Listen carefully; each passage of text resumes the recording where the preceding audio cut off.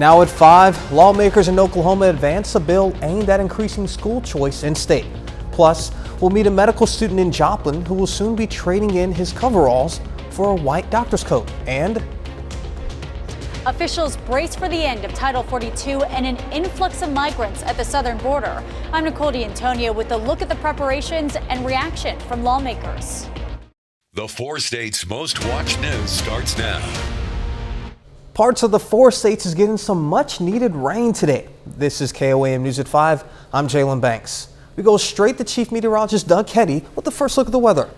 Yeah, we definitely need the rain across the region. We're getting kind of a light to moderate rain across a good chunk of the region, which is great. It's not too heavy, so it soaks into the ground, but you can see where the yellow is popping up on the radar, and that's where we have moderate showers across the region, especially from Pittsburgh, Parsons, Independence over to Joplin and then stretching back toward Miami. Plus this batch down through northeastern Oklahoma is going to spread into the region as we go through the overnight hours. So scattered showers, scattered thunderstorms through the evening hours. Unfortunately, our western counties, you are not going to get very much rain. Periods of showers continue. Here's 11 p.m.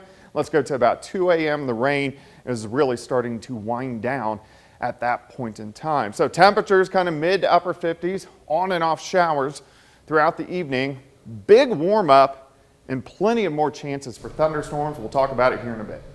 The Oklahoma House of Representatives this week voted to approve the Oklahoma Parental Choice Tax Credit Act. The bill would provide tax credits to parents who choose to send their child to a private or charter school outside of their zip code assigned public school. Supporters say it allows families to choose the best source of education for their children, though opponents argue it would prioritize private schools, leaving public schools behind. The bill now heads to Governor Kevin Stitt's desk. Missouri Southern and Crowder College today signed a memorandum of understanding. The agreement creates a 2+2 program for social work and healthcare administration students. This program will make it easier for those students to transfer to Missouri Southern after completing their associate's degrees from Crowder. I try to get students passionate about their fields and inspire them, and then we hand them off to our partners, such as Missouri Southern's program. We are very confident. We have past instructors from Crowder that now work with Southern. The presidents of both schools signed the agreement at the Arnold Farber building on Crowder Neosho's campus. Graduation is quickly approaching for Kansas City University medical students. In less than a week, David Karnowatski's dreams of becoming a doctor will become a reality. But before the white coat, he was wearing coveralls in a mechanic shop. Although he's older than the average medical student, he knows he can still impact the world. By the time I graduated medical school, I'd be 45. By the time I finish my residency, I'll be 50. And that'll allow me, probably a good 20 years still to put in a good career as a surgeon. And I decided that that was enough time to make it worth the effort. David's long-term goal is to volunteer for an international hospital ship to give aid to those around the world. Department of Homeland Security Secretary Alejandro Mayorkas has begun a 2-day trip to the border. The trip comes as a pandemic-era immigration rule, which allowed the U.S. government to expel migrants seeking asylum, is coming to an end. Reporter Nicole D'Antonio has more details from Washington. DHS Secretary Alejandro Mayorkas met with Customs and Border officials in Texas for a first-hand look at preparations for the end of Title 42. We've been preparing for what is to come when Title 42 is lifted. Title 42, the public health order which allowed the government to expel migrants during the COVID pandemic, ends next week. 1,500 soldiers and Marines will be on hand to assist, with large numbers of migrants moving towards the southern border in anticipation of the policy change. These troops are not going to participate in law enforcement activities. They're simply going for to flesh out what is already an existing mission by DoD on the border with administrative tasks, helping with logistics and sustainment and that kind of thing. Lawmakers are working on a bill that would mimic Title 42, allowing the government to expel migrants, but it wouldn't be tied to the COVID pandemic. Republican Senator Tom Tillis of North Carolina and Arizona Independent Senator Kyrsten Sinema are co-sponsoring the bill. Right now, Title 42 accounts for nearly half of all migrant expulsions. Congress has struggled for decades to pass immigration reform, and it is already galvanizing candidates heading into the 2024 campaign. Former President Donald Trump, who's running for office, again slammed President Biden about the issue on social media. Nicole D'Antonio, CBS News, Washington. Tillis and Sinema claim their bill is bipartisan, but won't say which Democrat is joining them as a co-sponsor. The alleged gunman in a deadly medical office shooting in Atlanta has waived his first court appearance. Jail records show 24-year-old Dion Patterson is charged with 1 count of murder and 4 counts of aggravated assault. A law enforcement source told CBS News Patterson was in a waiting room in the Northside Hospital medical facility when he became agitated, took out a handgun, and started shooting. Patterson's mother says her son suffers from mental illness. 4 members of a far-right Proud Boys extremist group have been convicted of seditious conspiracy for their role in the January 6th assault on the U.S. Capitol. The 5th defendant was found not guilty of that charge, but the jury convicted all 5 on lesser felony charges. The defendants had been a focal point of the House January 6th committee hearings because 4 of the 5 had been so visible in videos and images of the day. Russian forces attacked several cities with drones overnight. Russia says the strikes are retaliation for an alleged drone attack on the Kremlin yesterday. Moscow claims the target was President Vladimir Putin, and now a top Russian official is accusing the U.S. of planning it. Ukrainian President Volodymyr Zelensky says Ukraine had nothing to do with the alleged Kremlin attack and is accusing Russia of staging the whole thing. Still ahead, as China's auto industry takes off, we'll look at when Chinese cars could make their way to the U.S. And next in Health Watch, why hormone therapy is becoming a more popular treatment for women dealing with menopause. Topping today's Health Watch, the Food and Drug Administration approved the first vaccine for RSV to protect adults 60 and older. It's called RXV. And the U.S. hopes to roll out shots before the fall and winter cold season. RSV commonly lands wheezing babies in the hospital, but it can also be deadly for seniors. Up to 90% of women going through menopause develop sometimes debilitating symptoms. The most effective treatment is hormone therapy, but many doctors won't prescribe it. However, as Dr. Malika Marshall reports, the tide is changing. When 52-year-old Vogel James developed exhaustion and night sweat, she thought she was coming down with something. But it wasn't the flu, it was menopause. I was just like, clutch my pearls. What do you mean menopause? 30 years ago, most women like Vogel were given estrogen, often with progesterone, not only to treat menopausal symptoms like hot flashes, fatigue, and mood swings, but also to reduce their risk of chronic disease. Then a landmark study published in JAMA in 2002 found a small increased risk of heart disease and breast cancer in women taking hormones. The women in the study skewed older with an average age of 63, yet women in their 40s and 50s were told to stop using their hormones. The report led to a great deal of alarm. Dr. Joanne Manson was a lead author of the study. And it was never stated by the WHI investigators that women taking hormone therapy should immediately toss their pills and patches, but that is how the results were interpreted. And a 70 to 80% reduction in the use of hormones, leaving millions of women without relief, and most clinicians not even willing to discuss them as an option. But that's changing. You should be able to feel the best version of yourself on every single day. Dr. Tara Iyer is a menopause specialist at the Brigham. The data, frankly, shows that in healthy, younger women with no contraindications, the benefits far outweigh the risks. We started on estrogen, and it's been game changer, and that's what I want women to have, is control of their menopause. Just like she does. Dr. Malika Marshall, CBS News, Boston. If you're having trouble finding a provider to discuss the risks and benefits of hormones, you can go to the North American Menopause Society website, menopause.org, which provides a list of local clinicians trained in menopause management. Gaining that extra hour of shut-eye when we set back the clocks back in the fall is associated with increased sleep disruptions. A study in the journal Neurology finds those disturbances are short-lived, disappearing about 2 weeks after the time change. No sleep problems were noticed when the clocks jump ahead in the spring. A year of mandatory sodium warning labels on menu items at New York City restaurants did not lower salt content. A study in PLOS One suggests it may take time and similar sodium labelings in other cities to lighten up on the salt. That's a look at today's health news. A little later, the Biden administration is looking into creating national standards for artificial intelligence. Plus, we got rain, which is pushing through the region for us tonight. Those details coming up.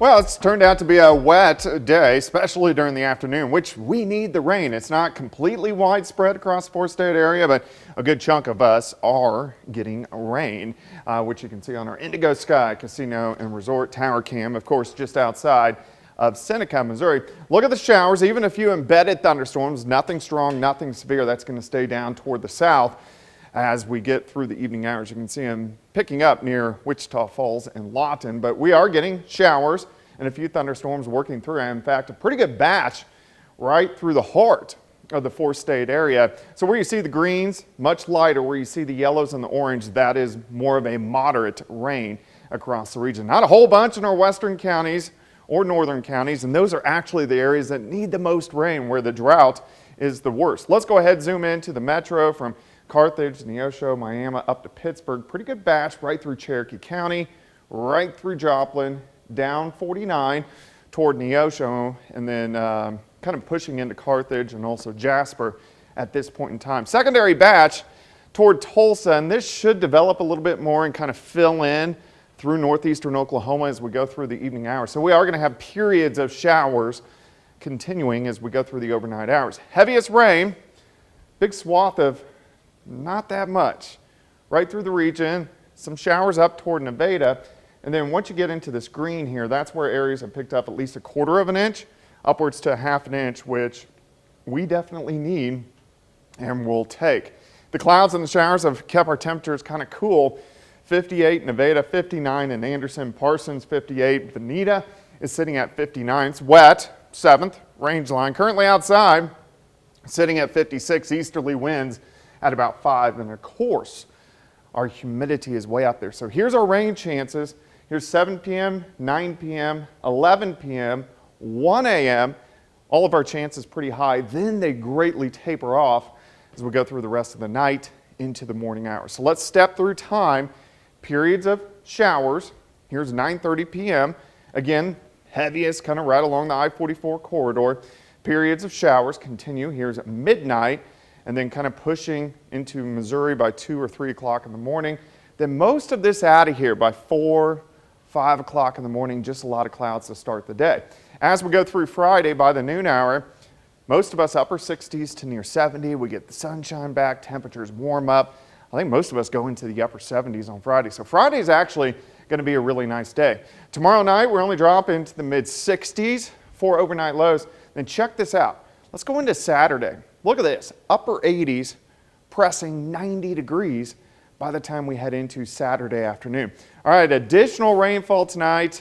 It's not going to be heavy, but at least we're getting some right along the I-44 corridor. I think most areas 1/4, maybe upwards to 1/2 an inch. There could be some isolated spots that pick up a little bit heavier rain than that. 77 tomorrow, 89 on Saturday, 89 on Sunday. So that is up there.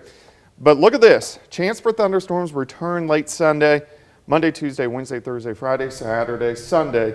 Any one of those days, these storms could be severe. So a lot to watch as we go through next week.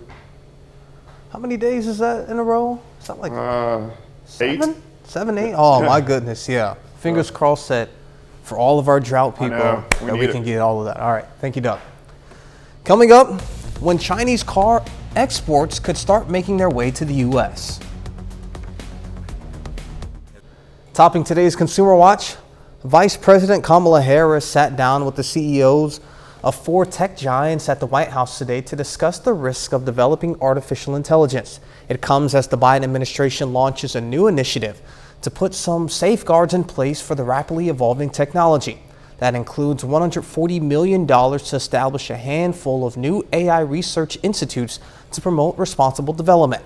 The administration is also looking to establish guidance on how federal agencies use AI. The number of people filing initial unemployment claims went up last week. There were 242,000 first-time claims, up 13,000 from the week before, according to the Labor Department. That's just a little more than economists were expecting. Taking a broader look at the numbers, weekly unemployment claims have been trending up. The 4-week average of nearly 240,000 is about 40,000 higher than 6 months ago. That's a sign the U.S. labor market is softening. The number of Chinese auto exports jumped more than half over the past 2 years. The country joins Japan, Germany, and the U.S. as one of the world's top vehicle exporters. Reporter Elizabeth Palmer shows us how Americans could soon get a chance to drive a vehicle made in China. Shanghai's first auto show since the end of zero COVID offered a glimpse of the future. Almost every car here was either hybrid or electric. Over the past 5 years, China's automotive exports have more than tripled. Until now, they've mostly gone to developing countries, but that's changing. Geely, the Chinese company that owns Volvo, has the U.S. in its sights with a whole new concept and brand, Link. Alain Visser is its CEO. Let's sell almost like a Netflix of the car industry, a monthly subscription. For a flat fee of about $600 a month, which covers maintenance and insurance, drivers can lease a Link car and back out anytime. And the Link app lets drivers share their vehicles when they're not using them for cash back. We have now some customers in Europe who actually gain more on sharing than they pay their monthly fees. It's a bold initiative, especially now given the frosty state of Chinese-American relations. Are you fighting anti-Chinese prejudice in the States? Are you anticipating that being a factor by the time you get going? Yeah, absolutely. But he's confident consumers will buy in, Chinese-owned or not. The real concern is politics. I think what worries are more is the political movement that may happen in terms of import barriers, etc. The U.S. is one of the toughest car markets in the world. And now two things appear certain. The road ahead is electric, and the Chinese are coming up fast in the rearview mirror. I'm Elizabeth Palmer in Tokyo. If it seems gas prices are dropping, then you're right. The national average for a gallon of regular has fallen 6 cents since last week to hit $3.57. That's about 65 cents less than a year ago. AAA says there are a number of reasons for the drop, including a volatile oil market and a pre-summer driving lull affecting demand. Fuel industry insiders say if demand stays low, drivers will likely continue to see prices at the pump drop. If you're concerned about the safety of your money in the bank, you're not alone. According to a new Gallup poll, nearly half of Americans say they are concerned about the money they have in financial institutions. 19% are very worried, and another 29% are moderately worried. A final check of the forecast next.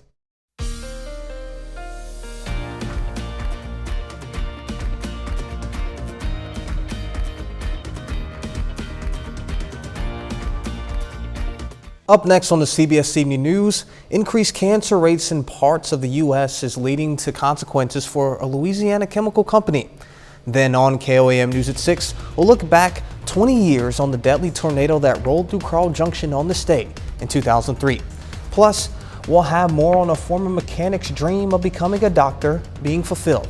And the MIAA releases its all-conference baseball awards featuring several Lions and Gorillas. Stay with us for the CBS Evening News and then KOAM News at 6.